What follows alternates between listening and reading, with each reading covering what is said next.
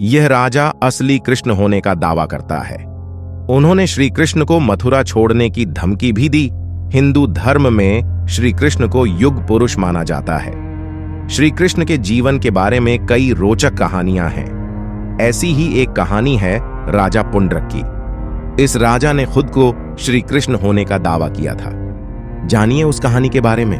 Video देखने से पहले कृपया सब्सक्राइब करें और बेल आइकन दबाएं ताकि आपको हमारा वीडियो सबसे पहले मिले। हिंदुओं की मान्यता के अनुसार भगवान कृष्ण का जन्म द्वापर युग में हुआ था। उन्हें भगवान विष्णु के अवतारों में से एक माना जाता है। श्री कृष्ण की जीवन कथा बहुत ही रोचक है। जेल में जन्म लेने से लेकर बचपन से ही एक के बाद एक असुरों का वध करने से लेकर थोड़े बड़े होने पर कंस का वध करने और कुरुक्षेत्र के युद्ध से पहले अपना सार्वभौमिक रूप दिखाने तक श्री कृष्ण ने कई अद्भुत पराक्रम छोड़े हैं।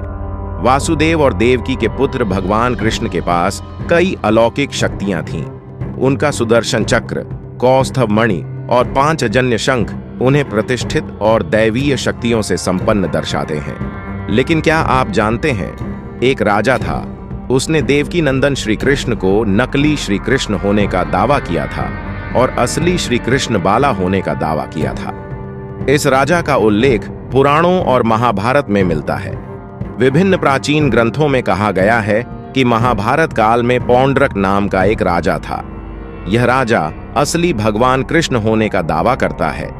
इस पुंडरक राजा के पिता का नाम भी वासुदेव था, इसीलिए वह दावा करता है कि वह असली कृष्ण है। यहां तक कि खुद को कृष्ण साबित करने के लिए उन्होंने कुछ हथकंडे भी अपनाए। वह नकली सुदर्शन चक्र रखता था। नकली कौस्तभ मणि को राजा अपनी छाती पर लटका लेता था। कृष्ण की ही तरह पौंड्रक नाम का वह राजा भी अपने सिर पर मोर पंख धारण करता था।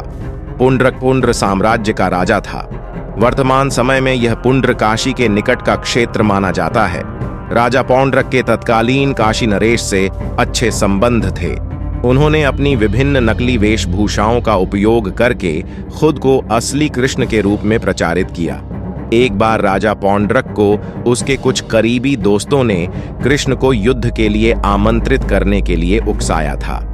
अपने दोस्तों से प्रोत्साहित होकर पुंडरक ने कृष्ण को संदेश भेजा कि वह असली कृष्ण हैं और अगर कृष्ण मथुरा नहीं छोड़ेंगे तो उन्हें युद्ध करना होगा।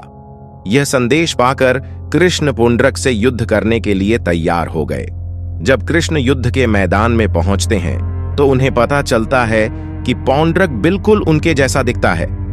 कृष्ण उससे इस झूठी पहचान को छोड़ने के लिए कहते हैं, लेकिन पौंड्रक अपनी कृष्ण पहचान को लेकर अड्डा हुआ है।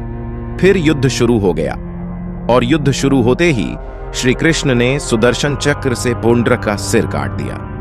पौंड्रक को अपनी झूठी पहचान प्रस्तुत करके दूसरों को धोखा देने के लिए दंडित किया गया था,